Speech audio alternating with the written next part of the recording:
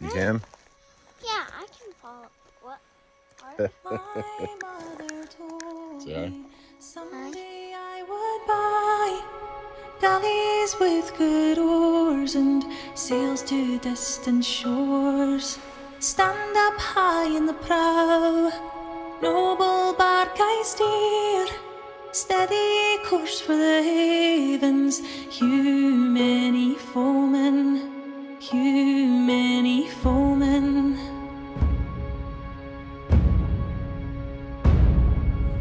My mother told me some.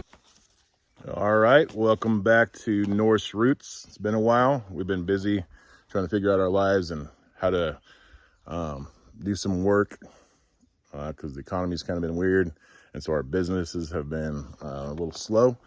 So we did go to work part-time. Obviously, I was working part-time already, but more of us are doing that now, trying to keep up with rising prices and bills, you know, and doing projects. So this project here is very, very interesting.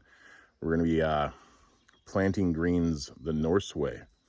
And then later on, we're going to do some huckleberry foraging in our forest on our property.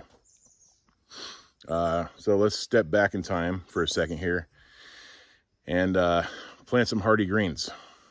So the idea here is that I've got this old goat pen and I've got this old goat area where we pulled the fences down. It's been completely demolished. And so this area that is all like, obviously, like you see over there, there's bushes and stuff. Here, I should take this. Sure. So you see over here, we have, just brush everywhere. And this area has no brush. This is where we had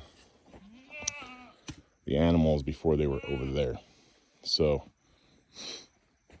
they have completely annihilated this spot. But as you can see, we're in the trees. So this originally was forest floor. And so I'm gonna move this pen, this old pen we had set up for bucks to separate them from the does. Oh yeah, it's very old. And we're gonna move it over here.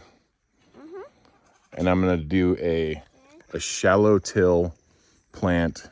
We're gonna do kale and some greens. Bud, hold on. What is that? What is what? It's some sort of teddy bear that the dogs stole and brought out here. Can you lift it up? No, What? just stop.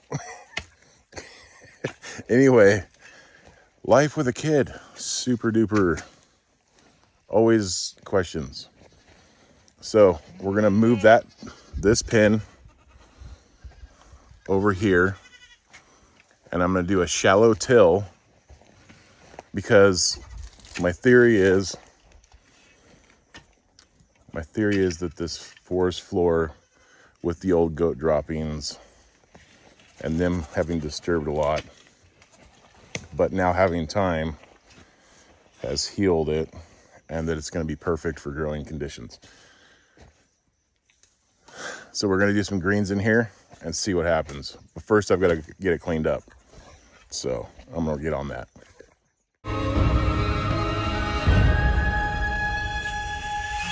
My mother told me someday I would buy galleys with good oars and sails to distant shores.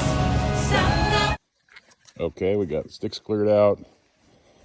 Now we can move that pen over here. So glad I have my boss back here. You. So anyways, the only reason I'm putting this pen up is because one, sometimes the goats get out and I don't want them disturbing my experiment. Two, the chicken coop right over there still has a couple chickens. Like 2 or 3. because the rest of them got eaten by puppies and my son's dog. So that was cool. We got to start our chicken program over. So that's fun. But yeah, those are the main reasons. I just don't want anything disturbing this project. So I'm gonna use this. Hopefully keep some stuff out so that we can really keep an eye on how well it does. So that's what we're gonna do. Steady course for the havens, you many foemen, you many foemen. All right, so the idea here is that the trees don't need to be watered, right? Forest floor is just, it's always allowing trees to grow, except for, when there's like a fungus or some sort of disease breakout. So like the back to art garden, or the back to Eden gardening style, is use your wood chips and stuff like that to replicate the forest floor. Well, I live in a forest and I don't really feel like cutting my trees down because I like my trees. I like the shade it provides me. Generally greens do okay without full sun. So in fact, most of my greens always bolt for some reason because they're in the sun and I don't get enough water to them because I'm busy. So the idea here is that we're going to plant in our forest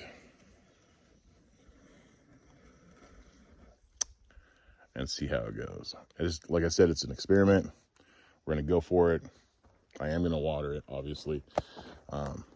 That's one of the reasons we're doing it in the forest is I don't want to cut down the trees because I really like the trees. And there's shade block, they're wind block. They're really good so the forest floor itself is better at moisture retention, which I'll show you in the dirt in just a second. It's a really hot day. It's been really hot last couple of days. And underneath, maybe like an inch down, completely soaked. Not soaked, but definitely moist enough to help.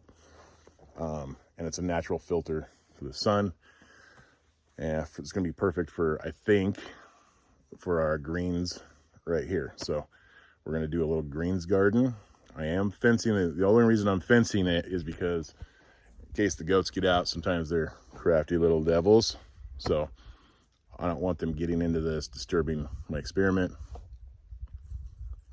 Really the reason I'm doing this is because I want to do this more throughout our forest as we move the goats around and let them clear the brush so that we can go behind and plant actually a few pasture grasses and stuff and just be able to rotate them through the forest, eating grass instead of feeding them so much hay. And so, but the other thing is that them clearing the brush is a fire break, right? So fire comes through here, there's not as much fuel on our property, and hopefully it will keep the fires at bay if something comes through here. So as we plant in this, we're actually going to use what's called a shallow till, which means I'm not actually going to till anything. There are no weeds growing in here. It's already perfectly laid out for planting in. All I got to do is scoop back that top debris, put the seeds in, water it. Our ancestors did this throughout Europe and the world. They didn't really till until much later. I feel like one of the reasons, I don't feel like it, it's fact. One of the reasons I do this is it's less disturbing to the microbial nutrients and reduces weeds. So if a weed seed does get cast into here from the wind, they won't be able to root very well, and you'll be able to just pluck them out really easily. But this has been bare for a long time, and we have had, there's zero things growing in here other than the grass over in this spot where this kennel was, because we had goats in there. Bucks separated at one point because there was babies, And the hay, because goats are notorious for being wasteful, the hay itself took root after it seeded and fell to the ground. I'll take a look right. See, this is where the kennel was. And as you can see, there's really good grass growing in here. Because the goats had been in there, they disturbed it enough, they ate it down, got all the weeds out.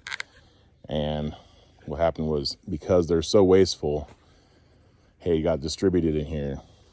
We ended up pulling the bucks out before it really needed cleaned, so we let it go. You know, we didn't clean it up, just let it compost in there naturally. And the next year, what do we have? Grass, which is the idea as we move these guys around our property, is to come into these areas where we've had them, plant grass seed, and keep them off of it until the grass has come in really well, and just kind of keep them moving around throughout the forest. And eventually we'll have different pastures that they can graze in, or maybe even get a cow. You never know. And the main reason is, set this in here real quick. The main reason is I want everyone out there to know that you don't need this extensive, like if you are living in a forest and you don't have money to like do a garden, like a legit like garden, where you plow or you rototill and bring in crap for your ground. Like if you have a forest floor, all you got to do is clear it. Once you've cleared it, then you can plant it. It's shady. I mean, you might not, like tomatoes might not do well in here, but your greens and stuff they do well. So, and we all know greens are super, like kale, chard, spinach. All those are really good for your health, really beneficial for your health. And the reason we're doing it is this is also a very big staple for our ancestors, our forefathers. Greens. They put it in their soups. They ate it raw. They just one of those things that wintered well, right? Like last year, our kale was fine. Went through the snow, got buried. Next spring, still alive. Until the deer came and ate it because they found a way in. But it winters well. It's a good addition to your food storage, whether you freeze dry it, or you can it, or you blanch it and freeze it, whatever. So I really like kale. I like it in my soups. I like it in my smoothies. I like it with my eggs. I like it with just by itself. Butter, garlic, pan, kale, boom, done. It's a meal for me. So we're gonna actually do some lettuce in here too. It's just gonna be a greens little garden. A little patch of greens, because I want to make sure that this works, which I know it will. Because it's cheap. It's cheap for you guys. It's cheap for us. We don't have to spend a bunch of money on supplies, and I like it. So I'm all about doing things free and cheap. We already have the kennel to keep the goats out. Like if you don't have animals, then it's probably not a big deal. That's why, right there, these little guys can, like, it's like their exoskeleton flattens and they go through the fence. They're insane.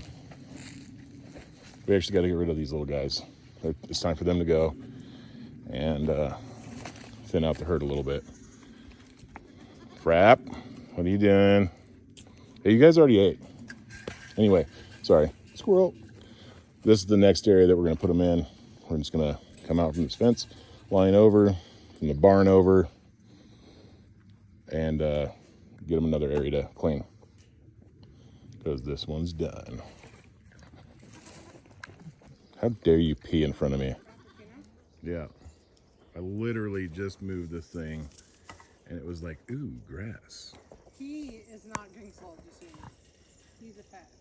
This is why we're having them clear the ground, so we can plant grass. So that they have a place to graze.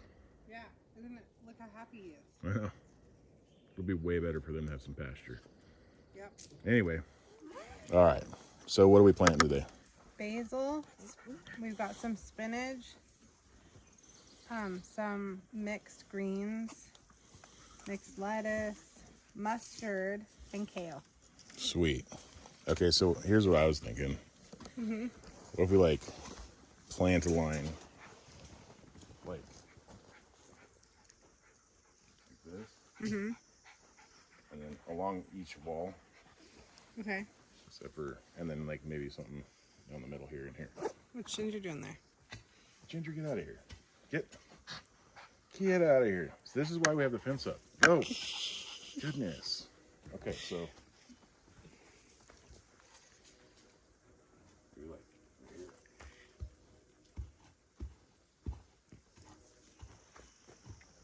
Just scraping back the side, the top here. And you just want me to sprinkle the greens in? Yeah, I mean, like, you know.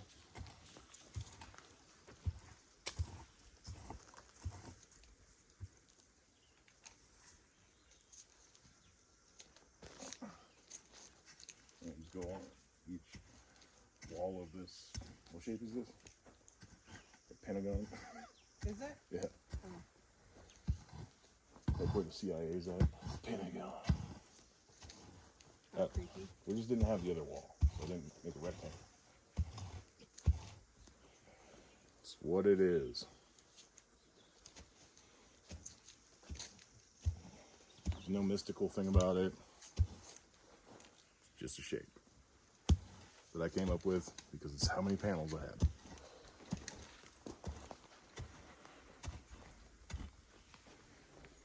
These ones say 45 days. So that's why I picked them. Since we're kind of planning this late. But you can do greens after the season, I guess. Yeah, for sure. The monster truck's allowed to come in. Yeah, as long as you don't stand on the videos. See. We're going to have to edit out this part where I bent over. Okay. Right. Just a sprinkling.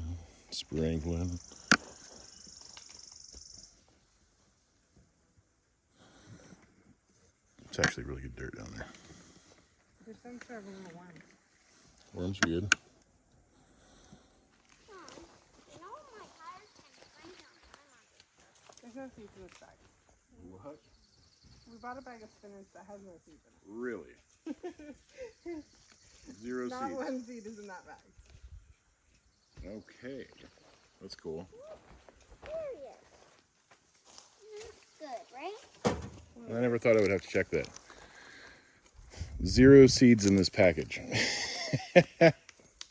You have another spinach? No. Okay. I guess we're not doing spinach today. But apparently this Livingston, you got to check them. You got to check these packages because there was Zippo in there. 0 seeds. Mental note to self. Check. Are monster trucks allowed in there? Okay, I was able to get basil to here and then those seeds are gone, so I can plant something else. A race Mustard, course maybe. are monster trucks? What? Are monster trucks allowed in? No. Why? It's too crazy. Unreliable. Then put up a sign that says no monster trucks. Okay. But Okay. when? The mustard's planted. Okay. This Must- is like half basil, half mustard here. Okay. Let's do what we got left. Kale Kale. and more lettuce. Let's do some pots with lettuce in it.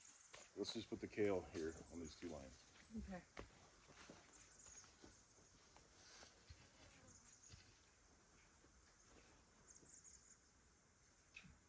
Mom, put up a sign that says no monster trucks. No, not right now, baby. I'm planting. I can put up a sign later.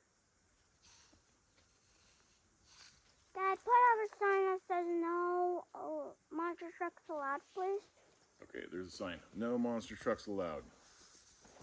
Right there. There it is. The log, the tree.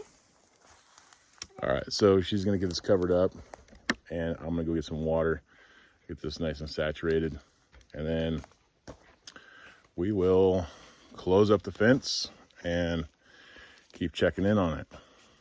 I'll get you some footage when we got something.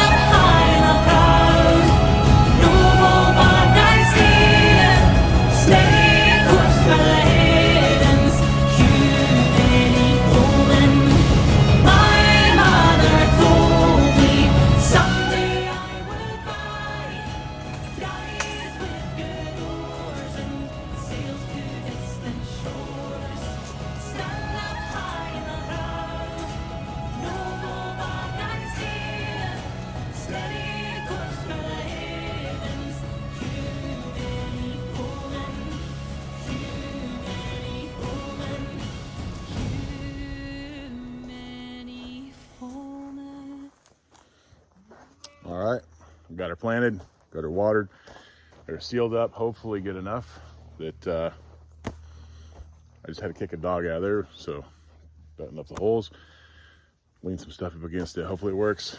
Probably come back later tonight, water just before bed, and we're gonna pick huckleberries, but I think we're gonna go to the lake and cool down, and then when we get home, water this, pick some huckleberries. So we'll see you in a little bit. Yep, it's warm. That's why we're out here swimming. Gotta stay cool and have fun. You know what I mean?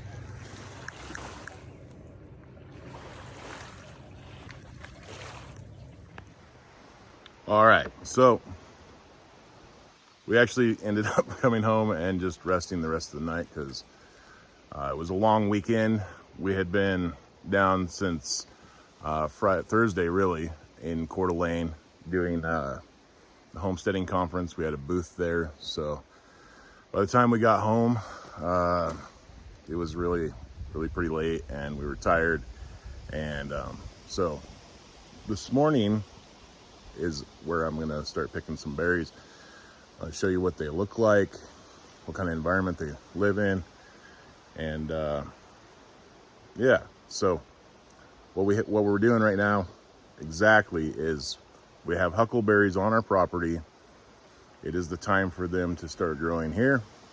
They actually started popping about a week ago, but wanted to wait and make sure that there was enough for me to actually spend some time doing it. So huckleberries are funny because like they start down low, like they ripen down low. We're at 2,500 feet where we live, and as the year progresses, as the season progresses, the elevation where they ripen starts going up. So right now it's the end of June.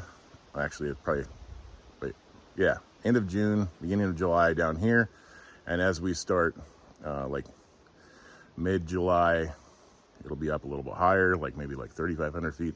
I have heard reports that they are actually at 3,500 feet, but I don't know. I haven't been up in the mountains yet. What I do know is they're on my property, ready to pick now. So yeah, even through August, like it'll be at like 5,500 feet. So as the year progresses, they go higher.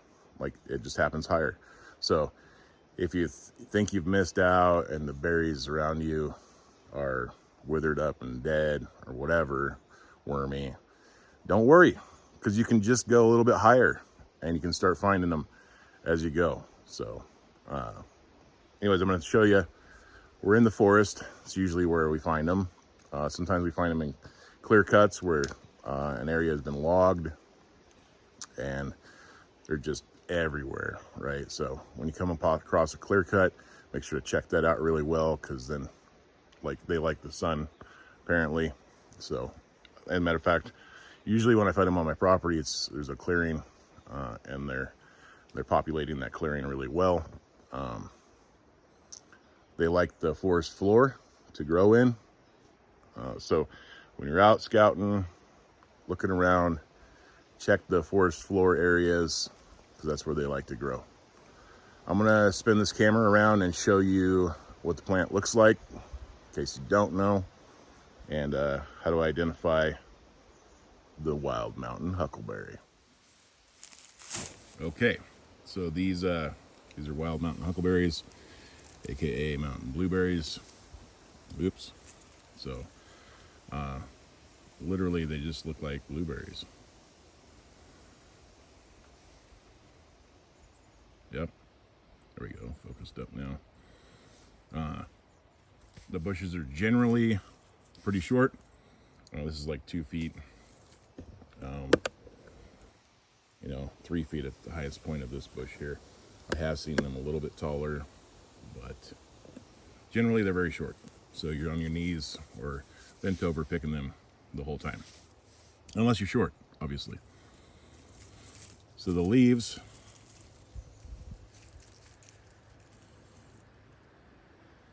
look like that. There's some other bushes where they're kind of serrated, but I find that they're pretty smooth on the outside. There's a little bit of ridge on it. I mean, I don't know. If you've ever picked blueberries, just basically find a blueberry bush in the woods.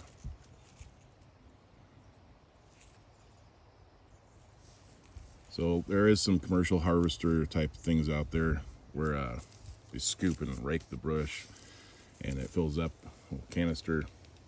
It's a tool they use. I don't like it. I feel like you end up getting a bunch of leaves in there that you don't really want. And when you're going through your haul and you're having to pick out a bunch of leaves and twigs and bugs and stuff, it gets kind of stupid. So we just pick them and eat them or put them in jugs, cut the plastic, the top off of like a 1 gallon jug, start filling them up. I feel also like the commercial harvesting techniques are really very bad for the bushes themselves, as it takes away the leaves, stripping the plant and leaving behind chaos. Animals will come through and eat these plants, right? I mean, they're leaves full of nutrients for them, and water also. In areas where water's scarce, they eat the leaves, get the water from that. So I feel like if you're gonna do it responsibly. Don't use the commercial harvesting like tools, as they're pretty destructive. And I think a lot of people in the area feel the same way, but we get people coming through, they're commercial harvesting and they're just ravaging the forest here, and it gets pretty difficult. Also, a note, be careful when you're out picking. There's an area with a bunch of people, just be very safe. There's very, very violent people that will defend their commercial sites, and I've heard of even cases where they wave guns and shoot guns off around you so to scare you. Anyways, just be really safe as you get up there. Some of the health benefits of the blueberries is, well, obviously, wild huckleberry is nutrient dense with like vitamins, and the leaves are really good for making tea. Our ancestors used to make tea out of the leaves and the berries together as like a really good just antioxidant. I don't think they thought it was antioxidant, but we know nowadays that it is. But very healthy for your blood, cleaning you up. So anyway, I'm gonna get to work, start picking these.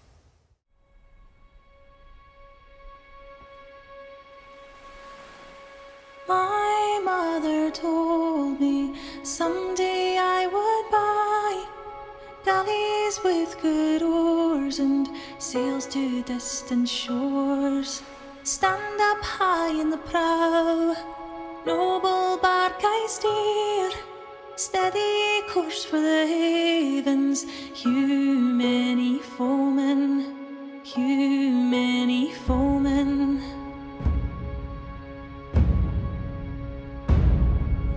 My mother told me. All right, anyways, I'm gonna get to work picking these deals, and I've got about an hour left before I have to go to work, so I'm gonna get some of these, take them in, got myself a nice little berry tea while I'm at work probably, and a snack for later.